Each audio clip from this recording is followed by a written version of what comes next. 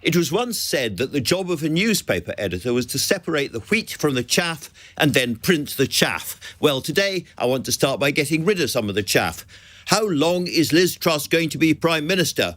Ooh, and how are they going to get rid of her? And who's going to get the job next? Now look, on an ordinary day, all very interesting. But today, let's be clear, Liz Truss isn't Prime Minister. Her bottom may rest on the chair that the Prime Minister's bottom normally adorns. She may be signing letters Prime Ministers generally sign. She may sleep in the Prime Minister's bed and later in the week may stand in the spot of carpet where Prime Ministers take questions in the House of Commons. But after Jeremy Hunt, the new Chancellor, made his statement today, she doesn't have the policies or the agenda, or the authority that a Prime Minister requires. They have gone. She is not in power. Politely, calmly, ruthlessly, Hunt gutted his predecessor's mini-budget and left it on the floor in bleeding chunks. Liz Truss, the tax cutter, is now Liz Truss, the tax raiser. Last week, she was mocking Labour for only extending the energy price guarantee for 6 months. And now she's doing just the same. She brought Hunt in as a human shield, using his authority to save her premiership. Instead, he has, very politely, quite calmly, locked her in the attic and simply taken over. He sounded far more like a Prime Minister than, I'm afraid, she ever did. As the pound bounced up, the markets clearly thought so too. So that's done. Trouble over. Absolutely not. There are the spending cuts to come, as Jeremy Hunt warned Labour in the House of Commons. I've shown Conservatives can raise taxes. Will she show Labour are willing to restrain spending?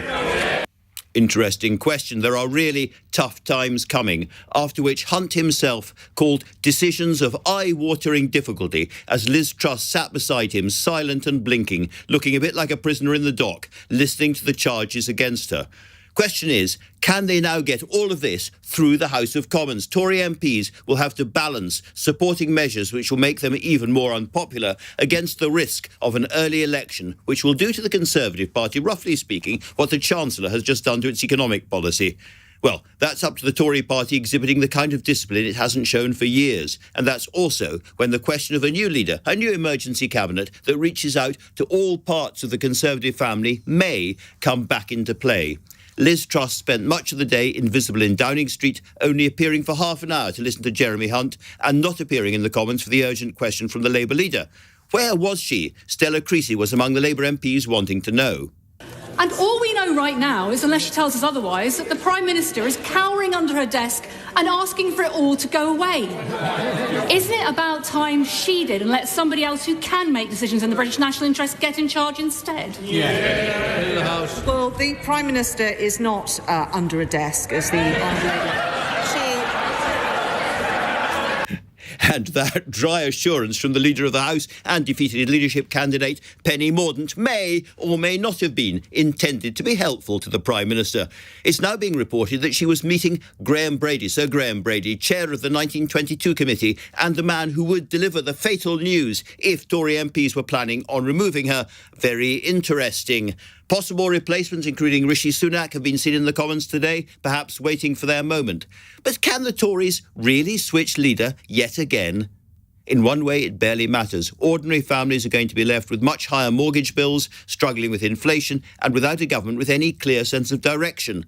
A revolutionary economic experiment which began with Brexit has just smashed bloodily into the wall. Keir Starmer, the Labour leader, has a 30-point lead in the opinion polls this evening among 2019 Conservative voters. Something very different is on its way.